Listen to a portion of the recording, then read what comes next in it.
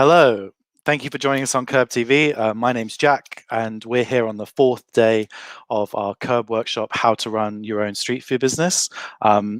My name's Jack. I'm from the KERB Markets team. I'm your host today. It's an impressively beautiful day today. It's a shame we can't all be outside, but I just had a taste of some market life after receiving a delivery from one of our traders, Ella, who've been delivering food boxes like all around Southeast London. So that makes me feel like I'm a little bit at the market today.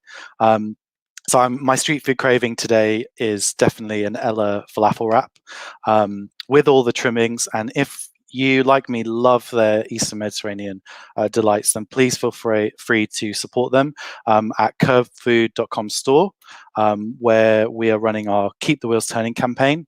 So just before we start today, I've got that Thursday feeling. So I thought I'd open a nice beer, Hepcat by Gypsy Hill, not a Seven Dials Market Pilsner, but still as good. I'm going to have a little toast with Ollie, our producer. Hi, Ollie. Hello. How are you? I'm good, thanks. I am drinking a Colonel table beer. Looks beautiful. That's one of my favorite beers. It's a day drinking beer. Yeah, this not so much, but it's Thursday, so cheers. Cheers to that. Oh yeah. What's your street food craving for today? I would eat a Lowados burrito. Oh, I've had thousands of them, but I'd eat them every day. Yeah, if I could. Well, me too. The perfect like combination of meat, salt, chili, acid, heat. But I didn't want to use that, but yeah. It's the best. It's the perfect thing. So, okay, thank you very much, Ollie. Enjoy your beer. Thank you. So, before we start today's show, just remember that we have a consultation challenge just below. You can win a free consultation with us. The prize is really, really good, so feel free to enter. So without much further ado, today's show, we're looking at street food by numbers. And we have the inimitable and lovable Rob Machin, all the way from sunny Chiswick. So hello, Rob. Hello. How are you? I'm very well, very well. Good. Enjoying my lockdown Thursday just before the Easter weekend. Great. What would be your street food craving today? I think I would share exactly what Ollie just said. It'd have to be the code-named Jurassic Pork Lowados burrito. And that is pork with chorizo, and it's fantastic. That sounds great.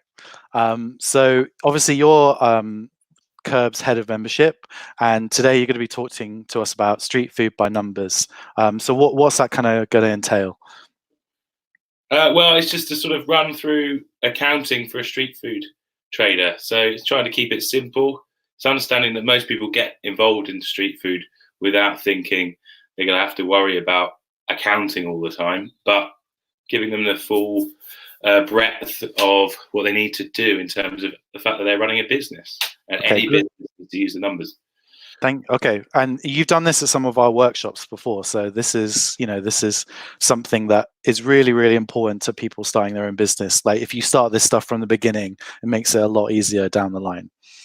Definitely, we get a mixture of different businesses. Some people are all about the food, and some people are all about the business and all about the numbers. And today we're just going to focus on that side, but I'm always aware that the food's got to come first as well. So you just got to use these to your own advantage. Okay, well, over to you. Thank you. Thanks, Jack. So here I am. I'm head of membership for KERB, so I work with all our traders.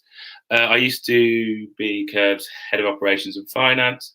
So I come at this from the fact that I'm not an accountant, but I'm a sort of a bookkeeper slash finance assistant for KERB. So I've been through a lot of the hurdles and learned the hard way through a lot of things. And I've also worked with traders like Burger. I was with them right at the start, and I've done bookkeeping for lots of different traders. So I know the pitfalls. I know a lot of the issues that come. Today, we're going to talk to everyone who's tuning in about the various financial structures of your business. Like, do you go for sole traders, limited companies? Then we're going to go through your dishes. How do you work out what it's going to cost you? What are the other costs you're not thinking about? And how on earth do you think about controlling any of these things? Thinking about all the other costs that a food business has to pay. What rent should you be paying? And hopefully you'll come out of this talk thinking, you'll have the answer to the golden question: how much do you need to invest? First thing that I say to everyone, find an accountant. Get an accountant. You need someone to help you. You're starting a business, and if you don't have any knowledge, even people who have been accountants in different industries have ended up seeking accountants who know this industry. So I really recommend trying to find someone who knows the hospitality industry, whether or not it's a cafe, restaurant, bar, club. There's lots of different variations, but find an accountant. I cannot stress that enough. What's the easiest way to find an accountant, Rob? You can talk to people. Often word of mouth is one of the best ways. So you can go join our KERB Slack channels, or go online, go through Xero, which we'll talk about in a minute, which is an accounting software. They have a link to finding accountants that work with Xero. And to be honest, I think the best way is to talk to people you know. And even if you know no one with a hospitality business, a restaurant or a cafe, they will know someone, and you'll find a good contact through that. Then, once you've got an accountant, talk to them and get an accounting system. It's been a revolution in the way that people can do their own accounts. I mean, it used to be that you'd have to write everything in a big logbook, and it would feel very sort of like a monk writing out the Bible. Now it's all online, all cloud-based. You can access it anytime. People still use Excel documents. I stay away from that now, especially with this new thing called Making Tax Digital, which is essentially a way of filing your tax returns online. Everything's much easier through an accounting system. I recommend Xero because it's the one that I've worked with the most, and I really like it. It's built for small businesses, and as you get larger, it's got loads of capabilities to be able to work with what you need. As you get to multiple hundreds, thousands, or millions of turnover, you can still use this system. It's really fantastic, but it does take some time to get used to. So you talk to an accountant and see if you can get someone to help you set up the system. Because once you're set up and you understand it, it will save you so much time and give you the information about your business that you need. It's pretty cheap. Most of these packages are about £20 to £30 a month, and they will save you that money and some. Xero and Receipt Bank work well. So what Xero is essentially all your accounts online, and it links to your bank statement, so you know what transactions to name in certain ways. What Receipt Bank does is when you're out and about, and most traders they're driving from Booker's to the local Sainsbury's because they run out of lettuce. They're searching for all different things and spending money on God knows what. Quite often you'll see about 10 transactions a day. It's not the best way to do things. You want to try and limit those transactions. But if you do need to spend money, Receipt Bank's great because you take a picture of that receipt, it goes straight into a pot, it will scan the receipt, and it allows you to deal with all your receipts at once in a very clear, concise way. So rather than having that horrible box of receipts, and anyone watching this has already got street food business, I bet you've already got that cupboard or shoebox or drawer that's just full of receipts. You can remove that from your life and that horrible sort of dragon under the carpet. So you don't have to think, when am I going to deal with this awful thing? It does it for you, and it makes it a lot less difficult. Can't recommend it enough. And you have everything logged. And especially with VAT, which we'll talk to you about later, it means that you keep all those VAT receipts and you can claim that money back. So getting your receipts tidy will make you money. Okay. So Rob, basically Xero is just like categorizing where your money comes in and where it goes out, like from something at Sainsbury's to even much bigger purchases. Yes, it's every single penny that comes out of your bank account and goes into your bank account. What Xero does, it allows you to code it correctly, which I can talk to you about how that's done. And that's through something called the chart of accounts. And while this looks quite complicated with lots of numbers and names, it is essentially you naming expenditure and income and putting it in different pots. So essentially, if you spend money at Sainsbury's, you're saying, that's a cost of my sale. That's a cost of product on food. If you spend money on petrol, you can put that in the petrol pot or the travel pot, depending on what you want, how you spend your money. If you're mainly just selling one item at one type of event, you might just put sales. A lot of people just do that. I recommend doing that at the beginning, especially a street food business. You don't want to be trying to take your income and expenditure and break it down into too many complex categories. Just keep it simple. So if you get money in, that's your sales. If you spend money on food and packaging, money that goes into your product, which we'll break down a bit later, that goes into cost of sales. And then you break down your rents, other things. If you've got professional fees, if you have like maintenance contracts and various things like that, you can put them in different categories. And that's what Xero allows you to do really easily, because you set it up. And I recommend, again, talk to your accountant, get it set up, and just make sure that you understand what all these different categories are.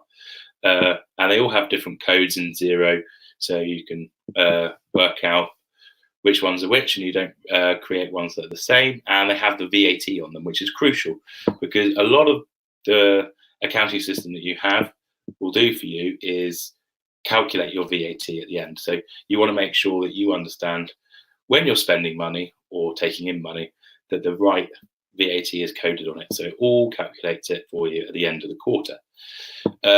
We just got a few example categories or chart of accounts here. As you can see, interest income, takings from above. This was quite a particular business. It was an events business. So we had bars, we had venues, we had stock and drinks. So this is quite a complicated one, but with a street food business, you just keep it very simple.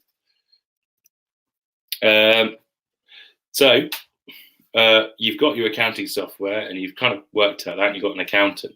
Then you might want to be talking to your accountant about what kind of structure does a street food business need to be, or what do you want? And this will depend on your circumstances, and that's why it's really good to talk to an accountant about it, because it's a very particular set of circumstances. Because with sole trader or partnership, your money and the business's money are the same. So essentially, you'll just do a basic tax return at the end. You are one and the same. You might be earning money from another job, and then you're just a part-time trader on the side. Maybe you're doing weekends or farmers markets or the odd night market, but you're just testing the water. At this point, it's probably quite good to be a sole trader, because the money for the business and your money is all the same. You file one tax return at the end. As you might be thinking about getting more serious about it, you might want to become a limited company.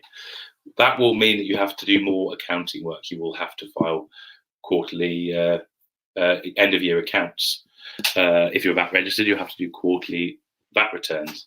And this is for a company that is basically a little bit bigger. When you want to take that next step and think, actually, no, I'm going to put some serious time in here. Maybe you bought some assets for that company.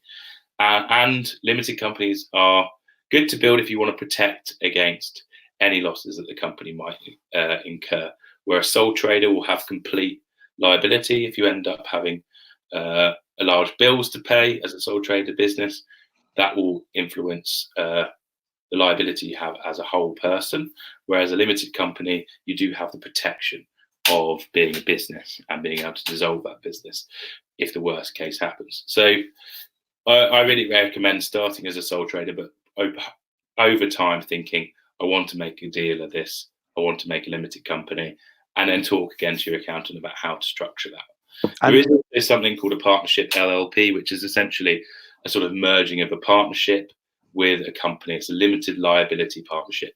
So it does protect you and your partner against any losses that may be incurred if things don't go as well as planned. And for any of those types of businesses, how does someone register their company? Like, what can I do right now to register myself as a sole trader or a limited company? So with a sole trader, if you're a freelancer, you're essentially a sole trader. So you just register with the YouGov website as a self-assessed person, that you need to do a tax return at the end of the year. That's going on the YouGov website and finding yourself that you require to do a self-assessment. With becoming a limited company, you will need to go on Companies House and you create a company. You'll have to create a name of that company. You'll be given a company number, but ultimately, that's what happens. You'll have to create a share structure, which sounds a bit weird at the beginning, but essentially, it's up to you if you want to have 10,000 shares or just one share. Most people in small businesses just have one share for each person in it, but it's up to you. And because you've created the company, you kind of get to create the rules in terms of how many shares, because it's all down to you. But go on Companies House. I think it costs about £30 to £40, and it's very easy. A lot of companies out there will charge you a lot more to try and set it up for you, but go online, go on Companies House, go find the bit that says start a new company. It will be a lot easier than you think. Great, thank you. Brilliant. Okay, we'll move on. And here we go. This is probably the biggest roadblock in growing a street food business. In a lot of any food business, really, it's a very difficult part of it, and that's VAT. So it's 20% of all your revenue, essentially, once you register. You're only qualifying to be needing to register for VAT once you've taken £85,000 of turnover in a 12-month period. So if you've got £85,000 of sales, it may have slightly varied. It's still around that figure, but it varies different to context. But once you've sold £85,000 worth of food or anything else that you're selling, you will have to register with the VAT HMRC. And that is at any 12-month period. So it's not a tax year based thing. It all depends on the level of turnover. So that's where we really do not recommend people register straight away. Even though you may have invested a lot of money in the van at the beginning, it's hard building a street food business. And while you might be thinking, oh, I'm going to start straight away and I'm going to be turning over that 85 grand in 3 months, it might be a lot harder. And if you're registered straight away, you will start immediately. You'll have to be paying 20% to the HMRC for VAT. Yeah, and you never know what's going to happen, right? Just like what's happening now, you know. Yeah. And then you may have taken some money. While with coronavirus, they have delayed a lot of VAT payments for a year. If you just started your company and you've been trading for half of March, you would still be liable for that 20% of those takings in March next year, where if you hadn't registered, you would be liable for nothing. So it's really crucial. And Rob, can I ask you, like, why does VAT hurt street food businesses, especially, like maybe more than other businesses? Well, I think a lot of food businesses really suffer from it. Street food is particular because there aren't many costs associated with street food in the same way as other restaurants, and your costs stay fixed, and essentially when you start making some money, as soon as you go over that 85,000, you're losing all that 20%. And what other businesses might gain from that, from going registered, is claiming back the VAT on their expenses. So that's how your VAT return is calculated. It's the 20% on your turnover taken off, and then you minus what you've had to spend on VAT in your supply chain. So if you spend on a pitch fee or an event, you might spend £500 on VAT for an expensive festival. You can claim that back against the VAT return. But with street food businesses, most of the food is not VATable. So you're not paying any VAT. There's nothing to claim back on that food. And staffing, which is another big cost for street food, you're not claiming any VAT back on that. And you might claim a small amount on your rent, but that's about it. So whereas a lot of other businesses, when they become VAT registered, while they're losing 20% of their turnover, they might be saving themselves 10% on cost over the variation of what they're spending money on. But with the street food businesses, you're ultimately just really losing your revenue. and that can really hurt. And it can be a very psychologically difficult thing to accept when you're trying to build a small food business. And it is a lot of work. It's loads of work, and you get to a point where you're thinking, "This is growing. This is growing. Yeah, it'll be brilliant," and then boom. Okay, so it's something that if you're looking to start straight away, you don't have to think about as much right now, but it's something good to keep in mind for the future when you get to that point, to manage it in the best way that you can. I would always think about it, because if you've got to have in your head, if you cannot make money from your business post VAT, your business isn't that viable as a business. So it is the VAT threshold for it is almost like a bit of a subsidy for small businesses, giving them a little bit of extra capital to get going. But ultimately, if you want a stable business, you are going to have to factor this in. So when you're thinking about food costs, menus, any kind of inputs to your business, you always need to keep VAT in mind. Okay, thanks. Again, ask your accountant, and there's a very nifty way of calculating VAT. For instance, the VAT in £10 taking. So if you price something at £10, you'll only take £8.33. Very neat way of calculating it. And as I've probably said in every slide so far, mainly just remember to get an accountant. It's a huge thing because you need to be able to have someone sounding it. If you've got a lot of financial knowledge already, maybe you could just have one sort of a friend might be able to help you. But the best street food businesses get this right at the beginning, and they do that by getting some support. Cool. All right. So now I've sort of gone through the overview of the business. Now we're going to sort of do a focus in on food itself and how you cost a menu item, how you understand like whether or not you can price something at £6, £4, or whatever. This is a very basic version of it, and it can become a lot more complicated, and that's down to you. But just want to go through the basic elements of it. So the inputs of a dish would essentially be the food, the package, the condiments, the labour in prepping, and cooking materials, which you may not see on the plate, but such as oil, if you're cooking fried chicken, it's another cooking material. So you've got to think about all these things when you're costing up your food. And as I used to work for Bleecker Burger for many years, I went for a burger. And it's also very simple. It's like street food Duplo. Everything's nicely sectioned out for you. There's not too complicated. So as you can see here, you've got the bun. In my head, I'm spending 35p on the bun. I've worked out my lettuce cost, but it's about a penny because I'm paying £1 for a few lettuces, and I've divided up how many lettuces, how many burgers I get out of each lettuce. 3p for a tomato. Again, I've cut up a tomato, worked out how much one tomato costs, and divided it by how many burgers it can make. Cheese again, 2p. That's American cheese, so it's pretty cheap. Sauce, I'm just buying in some burger sauce maybe, or I'm making my own, and I've calculated that cost of that sauce is 3p. And then you've got onions, and then meat here. I've put £1, and what I've done there is I've put ready-made in brackets, because what I might be paying £1 for my meat for each patty of burger meat, but it's coming to me as a ready-made burger to put straight on the grill.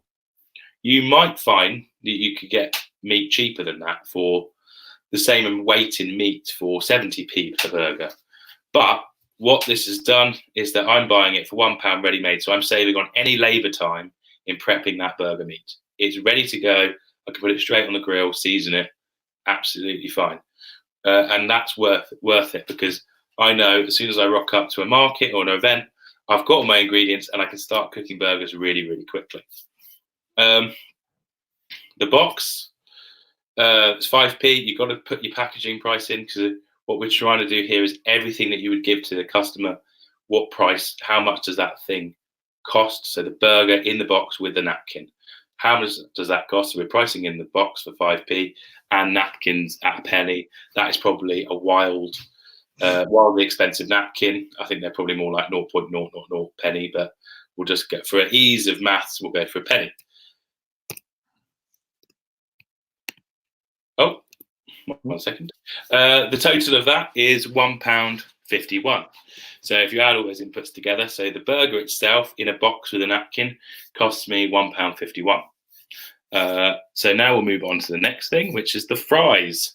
So the fries, we've got potatoes. Maybe we're going to Booker's and just buying the old ready-made fries that we can put straight into the oil. We hope not. Everyone likes proper cooked fries, and I recommend doing them yourself. But in this example, we've got frozen fries. We put them in the fryer, and including the oil, those single fries cost 30p per portion. So we worked out a rough weight of how many fries go in a portion. 5p again for the box and 1p for the napkin. And then we've got to think about ketchup. So I've once tried to sell fries at a festival when I'd run out of ketchup, and there was almost a mutiny on me. People said I should be ashamed of myself for selling fries. We've got to cost that in, because people will go mad if they don't have ketchup and you sell them chips. It's just something about the culture of our island. And if you add it all up, it's 37p. So that's your portion of fries. It costs yourself 37p. So what does that all mean? I have then sat down, priced what I think the market will pay for my burger and fries, and I'm using very good ingredients, and I think my burger can be priced at £6.50 because I'm using very good ingredients, good meat, and my fries can be priced at £3. So, and that's including VAT. So that's the price the customer will pay for my burger and fries. And I've also put in a meal deal there to attract customers to get a saving if they buy both burger and fries. That's what most people will want. And I put that as £9, so they save 50p. So if you then look down on the bottom line, price X VAT, you've got the actual money that the business is going to get if this business is VAT registered, which it will eventually be. So the burger is giving me, if I sell it for £6.50, £5.42, and I'm getting £2.50 for the fries, and the meal deal is £7.50. So you can see there's quite a stark difference between the price that a customer is paying and the money that the business is receiving after VAT. So you can see why it can really take businesses by surprise how much they need to develop in order to get through this. Yeah. But we've costed up the burger. The burger's £1.51. We've already done that. The price is £0.37, and then we've got a meal deal. We've added up those two costs for the burger and fries, and that's £1.88. So for each item, we get a profit at the bottom. So as you can see, the profit from a £6.50 burger is £3.91. So I mean, it's just a little bit over 50% of the price. So you can see that the burger is not making us much money there. The fries, on the other hand, we're selling them for £3 and we're getting £2.13 profit. So that's much better. The fries are what is making us money. And then the meal deal is a combination. We're losing a little bit, but we're getting more income, getting more money per customer if we can get them to buy both. So that sort of breaks it down. This is the calculation that I generally work to. I think so you cost divided by price times 100 gives you that percentage of how much your price, if you're selling at £10 and you've got and your price and your burger costs you £1.50, that's 15% cost on the price. And we always put the target between 15 and 30%. But to be honest, these days with rents and business rates getting higher and higher, I'm seeing it a lot harder for businesses to remain at 30% unless you've got cheaper things like the fries. it's hard to sell products at a 30% margin. Yeah. So the other day, Tim from Namban, your good friend, he was saying that he can't price a dish like his beef tataki at £25. So he looked at the actual cash he made as a profit rather than as a percentage. So I just thought it might be interesting for anyone who's watching to see like the different ways of thinking about what to do. Yeah, and I think with if you've got other dishes that have got good margins, as a food business, you almost want to be like drawing people in with a really good deal. And if you're cooking a product that costs you 30% of its price or even more, you might, if you can model it right, but it's very risky doing this. But if you've got the numbers straight in your head, you could be like, well, this is a loss leader almost. You're selling something that's quite expensive for a business at quite a low price. And it will draw people in, and people get really excited about it, and then they'll buy other things that will make money. That's a little bit like our burger business here. Is that the burger's costing 28%, as you can see in the calculations. It's pretty expensive, but the fries are at 15%, so it's on the other end of our spectrum that we just mentioned, and then the meal deal is sort of sitting in the middle. So it's working because the two products balance each other out. And as once we get those sales going and people engage in the burger, because it may be quite expensive for us to make, but it's what gets people the customers. Chips, fries, you can buy them anywhere. If you just set up a fries stall with just regular old Booker fries, or even if you made them yourself, you're probably not going to get many customers unless you're in a perfect location. So you need something to draw the customer in. So you can't be afraid from like putting money into quality ingredients, because you will need that to make customers, because there's a very competitive market out there. But you've got to think about it instead of a diversity of your menu. Mm-hmm. As you can see, if you look at the whole average of the menu that we've just done, 22.6 is quite high. You could even try and get that down if you can. I think some of the costs that I've put in there are pretty high. So even just a few pennies can really get that margin down. Because and make you a lot of money over a year. So the tighter you get on these numbers and the way that you bring your cost of sales down over a year, it might only sound like 20p per portion, but over a year that's thousands of pounds that go straight to your bottom line, straight into your back pocket. To reinvest in the business or pay yourself a dividend. And that's why it's good to when you're setting up a business, you can look at different places to find ingredients and like start relationships with suppliers, and just that 1 or 2p on something that you use continually can make a really big difference at the end of a year. Yeah, it's a huge difference. And then a lot of traders that we find, everything's quite relaxed in terms of these costs. They're not defining them as much, they're not controlling them as much, because because they're only trading 3 times a week, maybe a few lunch times, they're doing quite a lot of portions, but the risks are quite low. When you start taking on 7-day-a-week operations, and you see a lot of traders having to really define these and really start getting these margins down.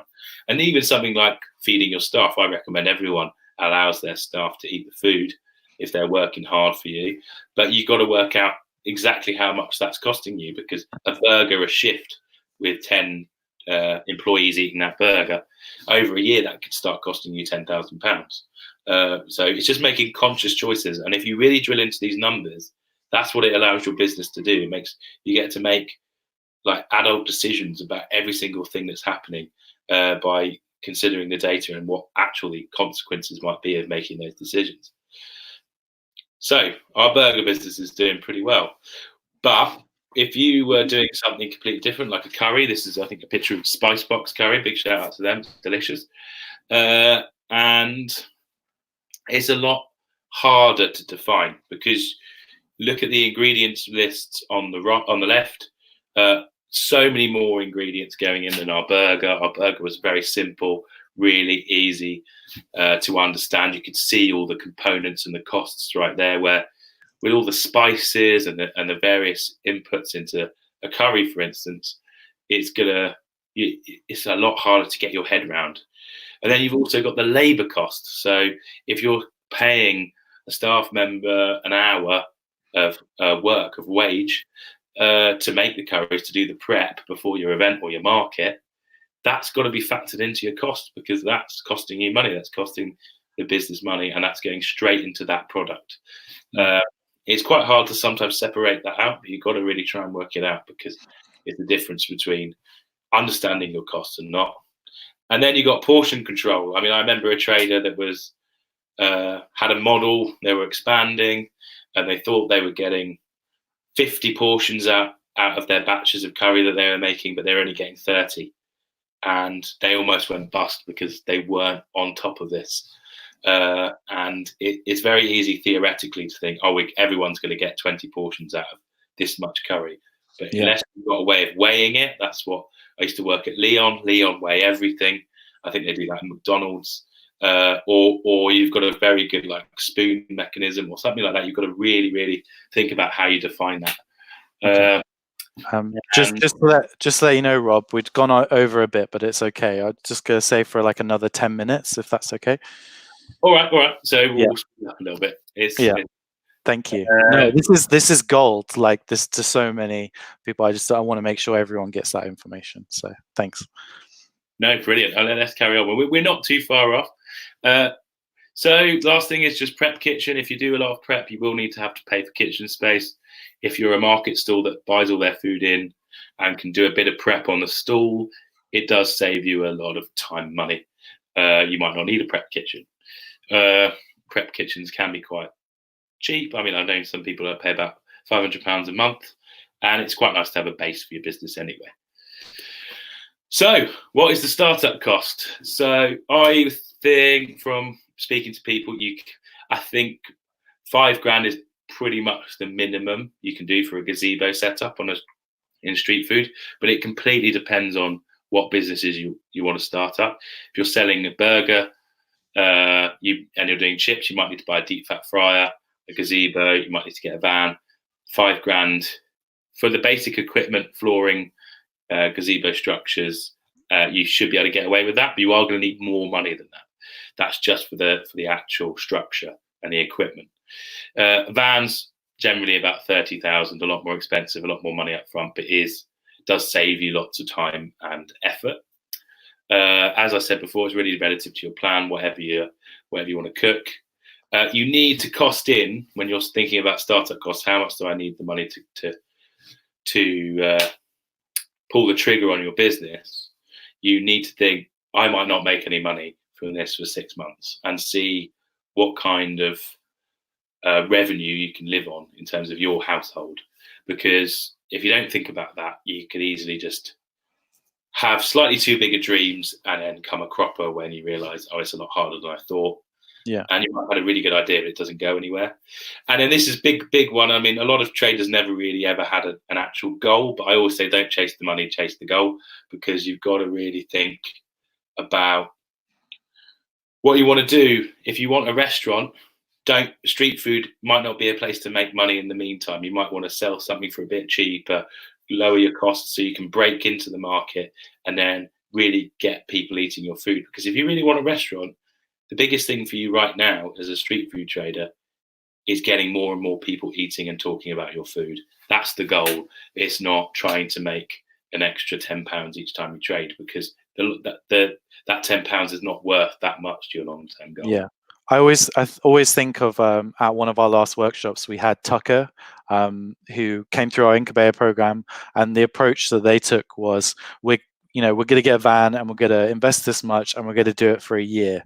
So at the end of that year, if it doesn't work or they're not enjoying it, they can sell the van, they can make some of that money back, and then they can just decide every 6 months if they want to keep going, if they want to still doing that.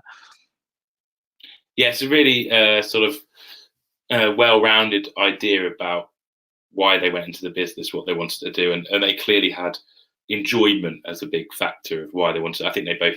I remember talking to them originally. I think I did a consultation with them, and they came from quite corporate jobs, and they really just wanted to leave that and have fun. But now they're at food halls and street feast, and they're building quite a good business. But it's difficult because they're a burger and they don't know where to go next. And you've always got to think about that, because it's quite easy just to get stuck in a limbo with street food. if you're not careful. Waste. You're going to waste food. It's almost impossible not to, because you've got to work out whether or not you are going to have enough portions to sell to the people. And you've got to constantly work out, am I going to sell 200 tomorrow? Am I going to sell 100 tomorrow? Am I going to sell 50? Oh, no, it's raining. I'm going to sell 10. It's really hard. A lot of people develop a sixth sense. I used to have a chef who never wasted anything because he just, I don't know, I feel like he had some kind of Google data on what people were going to do in their eating habits every day at the South Bank. We never wasted anything. And if you've got high risk products, always like that cost a lot of money, like fish, always maybe go a little bit under, because you don't want to be wasting that fish. And if you're cooking batches, sometimes you might want to just sacrifice the last 5 portions of a day rather than cook a whole 30 portion dish, because you might not be able to reuse it. Yeah. You've got to factor these costs in on waste. Always try and work out how much food you might be wasting, because it does affect the amount of money that you'll be making long term. Yeah. Costs to trade. This is where I love KERB, and the fact that we've really stuck to our guns on this. We charge 15% plus VAT on gross takings. There's wildly different charge rates on all sorts of different events and markets, some offering a flat fee. We make money at KERB if you make money. If it rains, we take a hit, you take a hit. We're all in it together. It's all in everyone's interests to make that market work. And that's why I like percentages. There's been a lot of really high percentages going on large events, sometimes even 30%. It's very hard to make money in those circumstances, and it's difficult to be able to do that. And if you're a new trader, do not take a rent of 30%, because it's really, you have to sell a lot of food to make any money on that. Flat fees are really good if you know the event and it's got a history, but flat fees are often used by inexperienced event organizers to make money for their event when they're not really thinking about the food and who's going to buy it. They don't really have an idea of the fact that in order for you to spend £400, you need to have about 1,000 customers over a weekend or something. In their head, they're just thinking, oh, we'll put a pitch over there, pitch over there, pitch over there. Often they'll add utilities on as well, so you need to make sure you read the small print. If you need lots of power if you've got lots of equipment that need lots of plugs, that could end up costing you a lot. Often power can be more expensive than the actual rent. And most traders go by the rule, 5 times the rental price is what you need to take. So if you pay £100, you need to be taking roughly about £500 to £600 at the market, just to sort of break even at an absolute minimum. You think you can do that? If you can think you can take the 5, if you can easily make 5 times the rental price, it's probably an event worth doing. When it comes to these kind of fees, can you negotiate? Oh yes, especially you can really negotiate, and I recommend always negotiating. Never take the first price. And the more press you've got, the more inquiries you've got. Obviously, you're going to feel more confident about negotiating, and it is one of, as your business gets bigger, you will be able to negotiate because they will want you there.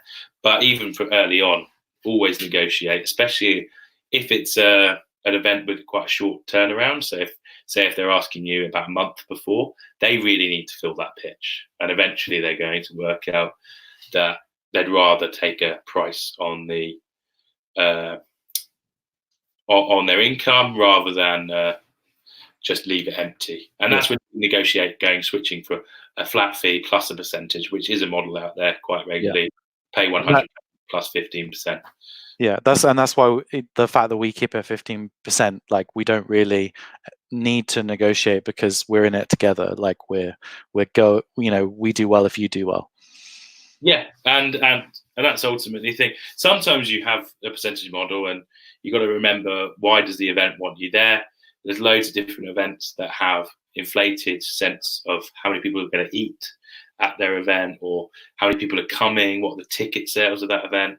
And while if it is a 15% model, if it's a large event, maybe a festival or something, you still are sinking a lot of money in before you even get there. So you've really got to think in any kind of rent, any kind of event that you're doing, why you've been asked to trade there, what service are you actually offering, how many other traders are there, what the shape of the site's going to look like. Are you going to be placed in a weird place where no one's really going to go?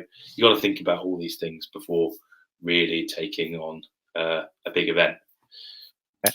Yeah, so rents are a big cost in street food, but they're always very easy to negotiate on. Staff, as I said before, I go back to the burger traders. With a burger trader, you cooking everything fresh.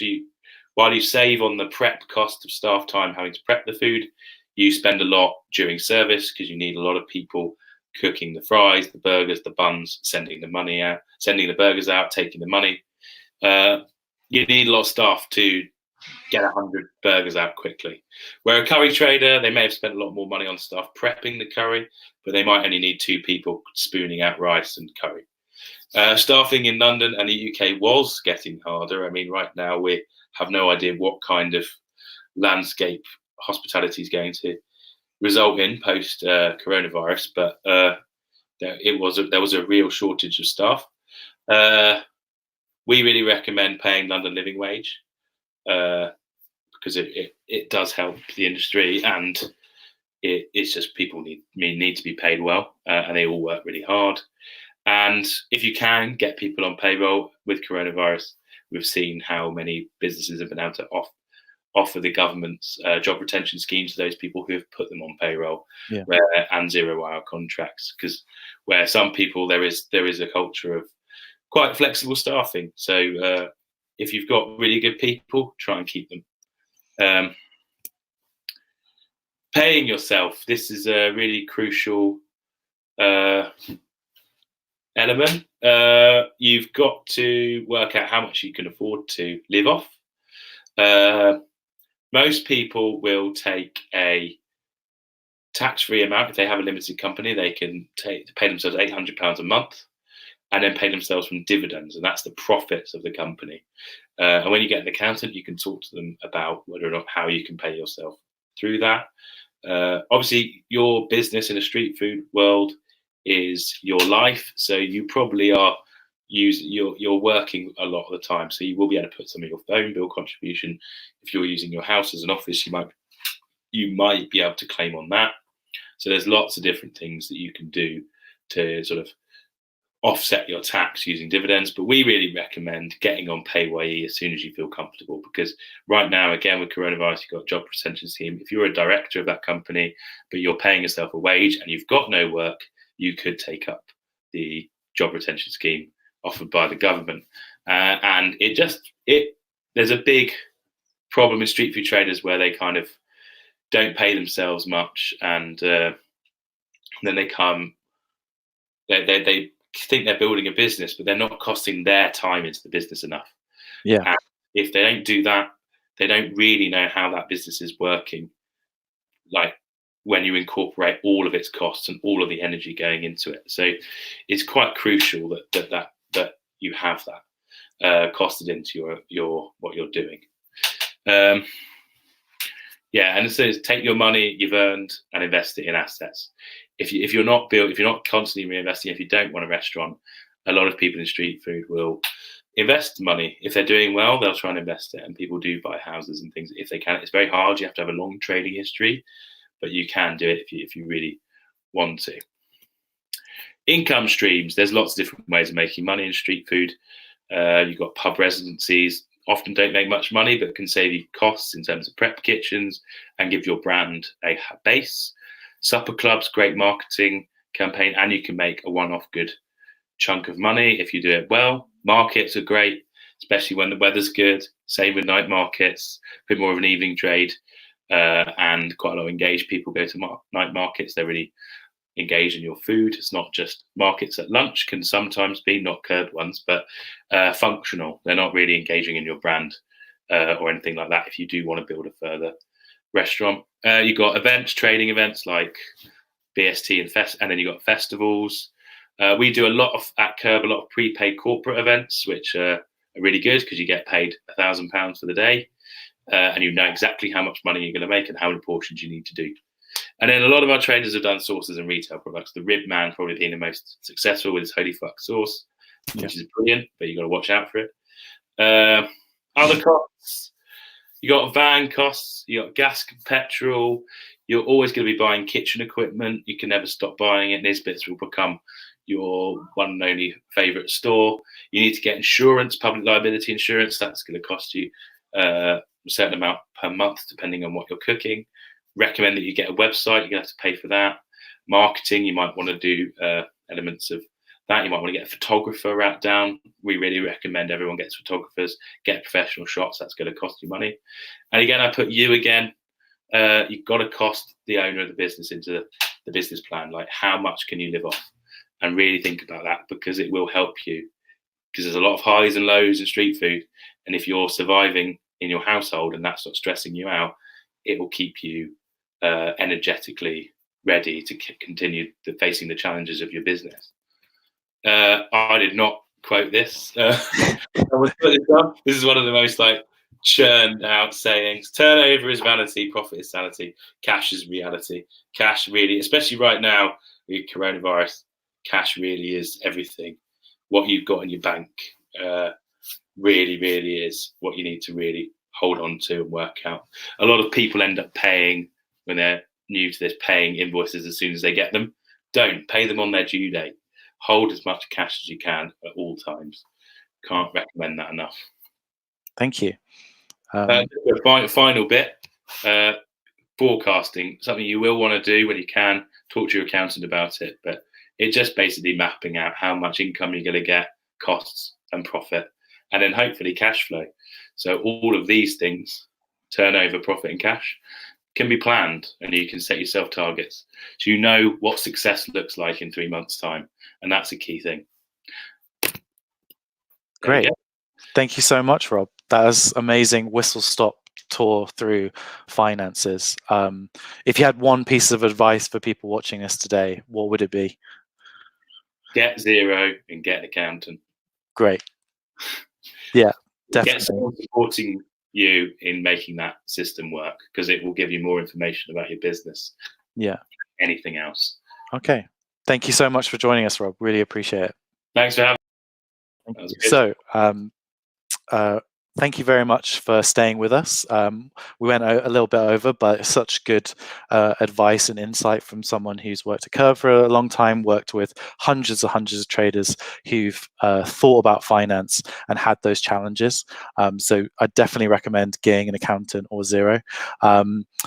Please, if you're still thinking of setting up your own street food business, you can enter our consultation challenge, which the link is in the comments and in the drop down of the YouTube video that you're now watching.